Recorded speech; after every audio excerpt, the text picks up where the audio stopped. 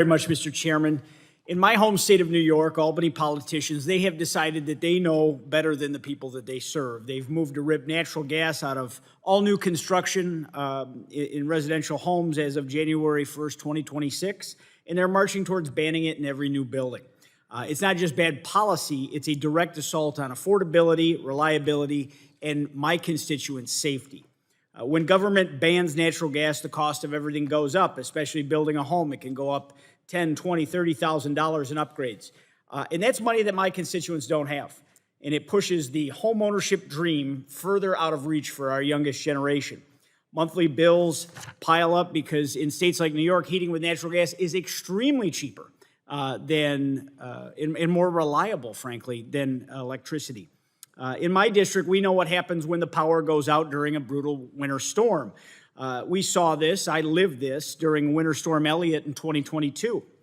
Families, if they were left with nothing but electric heat, it was a dangerous and deadly situation. We lost 69 people in that storm. People can and will lose their lives when politicians take away their ability to choose the energy source that makes sense for their homes. Mr. Hughes, how are these natural gas restrictions affecting builders in the housing market today? How are gas bans? Well, again, the increased cost of having to go total electric, because the equipment, as a rule, is more expensive, and it operates more expensive.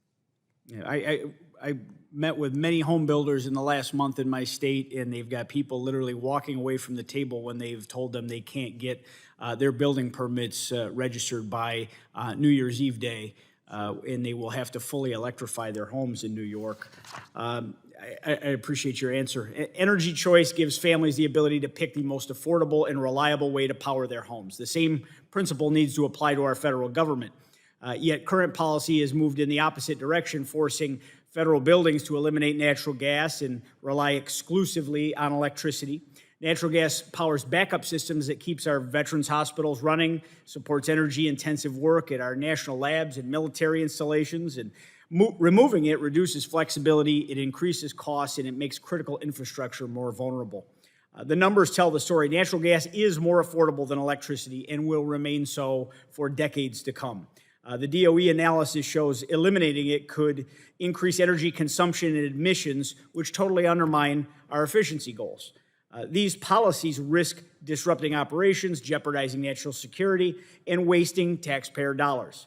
Federal agencies need options so that they can operate effectively and reliably, just as families deserve the same flexibility in their homes. Mr. Steffes, what kind of long-term uncertainty do gas bans and fossil fuel phase-outs like Section 433 of the Energy Independent Security Act pose for Washington's gas customers? Well, it creates an environment where businesses, or the federal government in this instance, is unaware and uncertain about what their next investment is going to be to meet the energy needs. If you restrict natural gas, which is very affordable, very reliable, again, our reliability to deliver to the federal buildings is 99.7%, you take away the ability for them to find redundant and resilient electricity when they need it through backup generation, but you also then impose increased obligations on the electricity grid, making that even more strained than it is already today. We're seeing this in real time in New York as the governor has increased, had her Public Service Commission increase utility rates for the second time in a year. My constituents are facing double-digit percentage increases in their utility bills. We've taken power off of the grid and increased the demand on the grid and are surprised that the cost is rising at a drastic rate, and that's exactly why I have introduced the Energy Choice Act, which hopefully this committee acts on very soon, that would ban the bans, ban the natural gas and propane bans that a lot of our left-leaning states are going toward.